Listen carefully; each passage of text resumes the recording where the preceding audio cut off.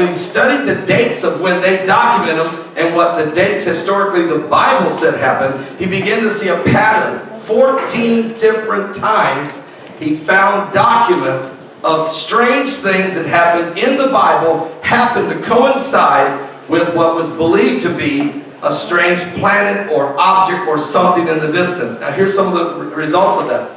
Number one, when Hezekiah, the sundial went back, we say 10 degrees. It actually went back 10 steps on a shadow. It's impossible, folks, for the sun to go back. In other words, the earth has to stop spinning for a moment of time. There has to be something physically has to happen. You just can't have the sun go back. It's not scientifically possible unless God decides to do it, and which he did. We know that there was a time when Jonah preached that went to the city of Nineveh, and he was told to preach and to tell the people that in 40 days God's going to destroy the city.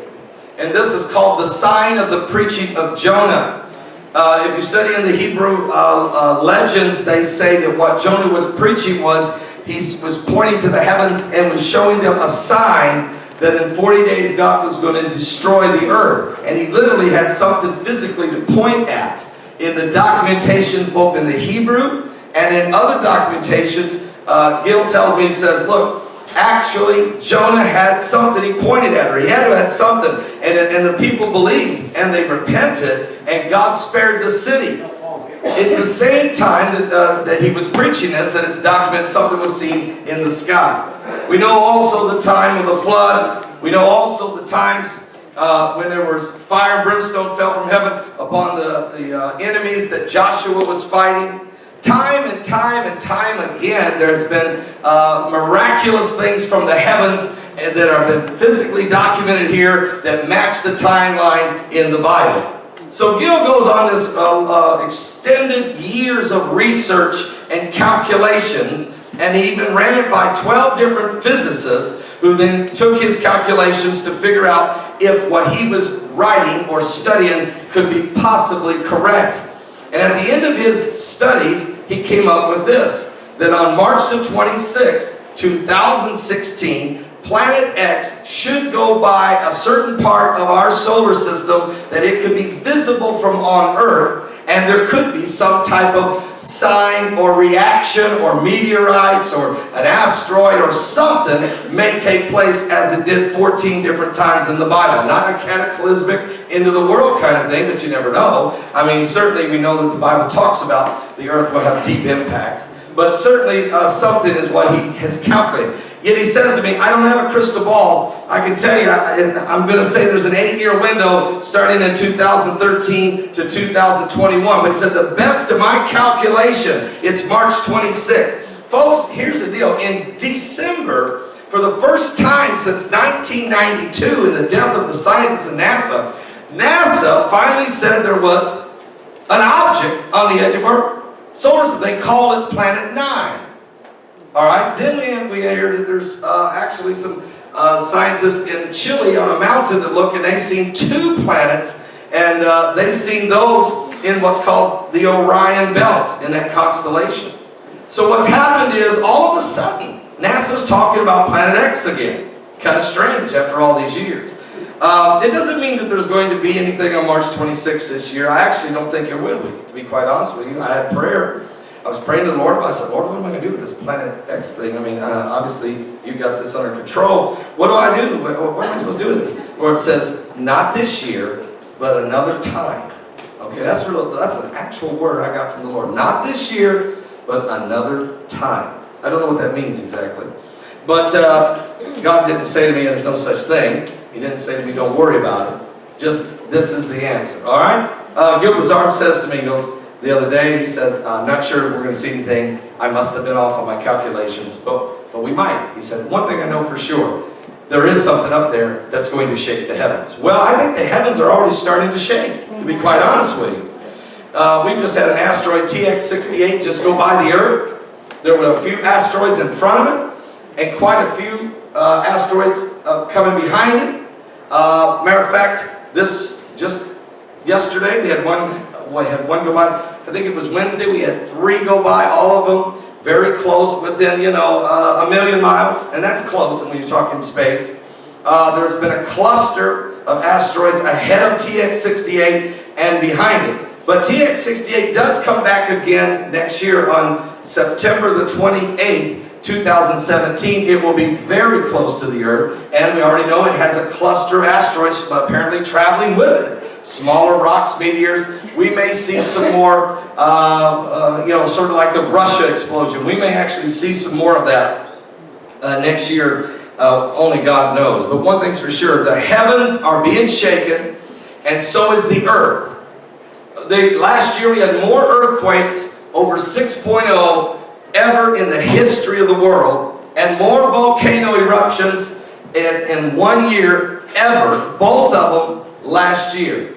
So that means the heavens and the earth are shaking. Things are breaking apart. But that's okay, because we know the Bible says that these things will happen, as these are the last days, and we would see these types of signs. As a matter of fact, let's read what it says in Matthew 24. Jesus went out, he departed from the temple, his disciples came to him to show him things, the buildings of the temple. Jesus said unto them, seeing not all these things, verily I say unto you, there shall not be left here one stone upon another that shall not be thrown down. In other words, this temple will be destroyed, and it was in 70 AD. And as he sat upon the Mount of Olives, the disciples came unto him privately, saying, tell us, when shall these things be? And what shall be the sign of thy coming, and the end of the world? And Jesus answered, said, take heed that no man deceive you, for many shall come in my name, saying, I am Christ, and shall deceive many. And ye shall hear of wars and rumors of wars. See that you be not troubled, for all these things must come to pass, but the end is not yet. But we can see wars and rumors of wars for sure. Last night, again, North Korea's Kim Jong-un fired 2 more missiles last night. While we were in service, a 6.4 earthquake hit Alaska. This morning early, a 6.0 earthquake hit Bermuda, I think it is. It's in the Caribbean islands, all right? Again, two quakes over 6 just in a matter of hours. We are seeing different types of things taking place. We know that Russia has just pulled out of Syria, or made the announcement this week. All of a sudden, Putin says, I'm done. We've achieved our objectives, and we are leaving Syria. All right? Now, I found that fascinating, because he moved in there, pushed America out of there, or Obama backed away, allowed the Russians to control the airspace over Syria. I thought the objective was to destroy ISIS, but ISIS is still there slaughtering Christians. While Putin is backing away, it might be for several reasons. Number one, he brought the Iranians in with him. But he's leaving, but they're staying. And actually, the Iranians are now sending in more troops, more tanks, and more planes, and they're the ones that's going to start controlling the area. So notice what happened here in about 18 months. The Obama administration pulled America out of controlling the airspace of the Middle East and handed it to Russia, who's handing it to Iran, who just got a brand new Iranian nuke deal that says that the whole world, 6 nations, are all saying, the 6 superpowers of the world are saying that it's okay, Iran can have nuclear capability, we trust them. Matter of fact, we're going to inspect it. When we go to inspect them, it's a 24-day notice, and they'll be the ones that inspect themselves, and they'll tell us that they're not cheating.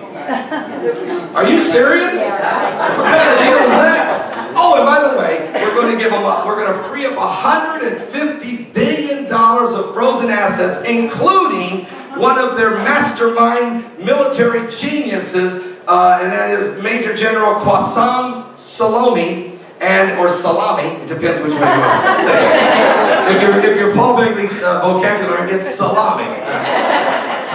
Salami says that he's going, so now he's moved in, he's setting up a bureau. He just announced that last week. So let me see if I got this right. We have a United Nations sitting here with the powers. You have a Security Council in the United Nations, right? 15 nations, 5 of them are permanent members. The United States, the British, the French, the Russians, and the Chinese. These are permanent members. They have veto power, all right? We found out that those 5 nations and Germany came together. How in the world did they all come to an agreement? I thought to myself, you can't get those 5 nations to agree on anything. Nothing. I mean, nothing. But you can get these 5 nations and Germany to agree to allow the Iranians to have the capability to become a world power. They literally gave them the keys to become a power player in the world.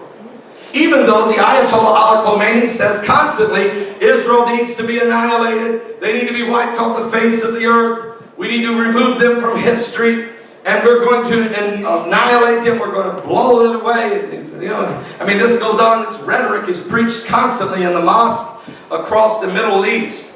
It's a message that's preached not only by the Iranian Shiite Muslims, but the Sunnis do as well. And so in Saudi Arabia and the Sunnis and all of the different groups, they all say this. They're all enemies of Israel. And it's because they are part of the descendants of Ishmael and Esau. And so they are actually just fulfilling biblical prophecy. So what's happened here, we had the United Nations, Israel being a player here, and Iran was on the outside, ostracized from the world because of their radicalism. In a matter of 18 months, we went from that scene to Israel on the outside and Iran at the table, and Iran even with the capability now to do the very things they say they want to do. In just a short amount of time, while everybody was keeping up with the Kardashians, while everybody, you know, was counting Desperate Housewives in Atlanta, and I don't know if there's that many there. But while we, as a dummied down reality TV mentality world, while we're frolicking in the sun, world powers are reshaping the landscape of prophetic times. We are watching the biblical prophecies of the book of Ezekiel. We are watching these things come to pass. Now, Sister Heidi was with us when we were in Israel in May. And there were 7 of us actually. We just happened to be all together there in Stephen Ben Danoon. We met up with Stephen Ben Danoon. And so we were having a day where we were exploring in the old city. We went to the Pool of Siloam, and he took us some places that you don't normally go.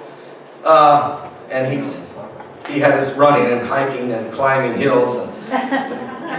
But one thing he did was, as we were there, we went to see the tomb of David. And when you get to the tomb of David, it's split in half, so the men go in one room and the women go in at the other side, okay, to the tomb of David. And Sister Heidi says that she walks up to the tomb of King David, she got a word from the Lord. Heidi, would you tell us what that word was, the Lord? It said, "Weep and mourn for the children of Israel, for the children shall soon see great destruction." Weep and mourn for the children of Israel, for the children shall soon see great destruction. Now, she got that word just come to her as she's standing next to the tomb of King David. At the time, I'm thinking, well, okay, it doesn't mean Israel's going to be annihilated.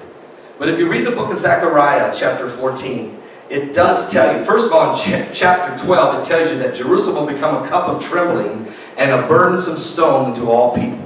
All that burden themselves with it will be broken into pieces. All right? Though all the world come against it.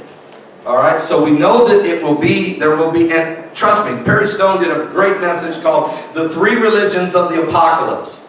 And that's Christianity, Judaism, and Islam. And when you go to Israel, when you go to Jerusalem, when you're down at the Wailing Wall, it's a big festivity. I mean, it's festive, all right? People are praying at the wall. Rabbis are reading the Torah, and they're wailing. There's celebrations, and families are gathering from all over the world. It is unbelievable freedom and power and just tremendous. But if you get in the ramp to go up to the Temple Mount, as soon as you get to the top of that Temple Mount and get ready to walk in, you are greeted by usually Jordanian police or several Muslims who immediately began to give you some harassment and kind of, work on you and take you away and make you put on something you don't want to wear, like Heidi and Mary Jane Parker. They just take it away and just say, here, you got to wear this. It's going to cost you 25 shekels. You got to wear that. Okay, so a little bit of harassment goes on. It's just they just simply want to control the spirit. They're not going to hurt you, but they're there to control the spirit of the Temple Mount, because this is the mount where Solomon's temple once was and where God would dwell in the Holy of Holies.